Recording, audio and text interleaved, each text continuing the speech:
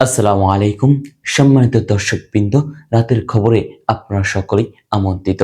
আপনারা দেখছেন নরম টিভির গরম খবর। শুরুতেই সংবাদ শিরোনাম।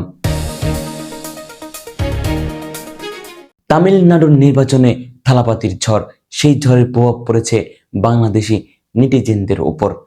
এতক্ষণ শুনছিলেন সংবাদ শিরোনাম, এবারে বিস্তারিত।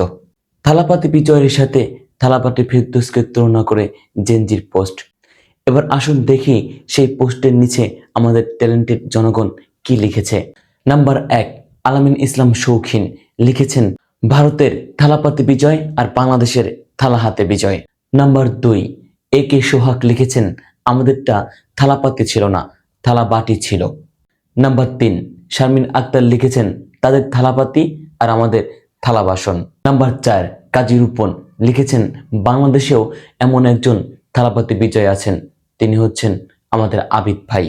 নাম্বার 5, নাহিদ রিটার্ন লিখেছেন, থালাপাতি ক্রস নাই, থালা হাতে টিক চিহ্ন আছে। দর্শক, আজকের খবর এই পর্যন্তই। কার কমেন্টটি আপনাদের সবচেয়ে বেশি ভালো লেগেছে অবশ্যই আপনারাও কমেন্ট করে জানিয়ে দিবেন। আল্লাহ হাফেজ।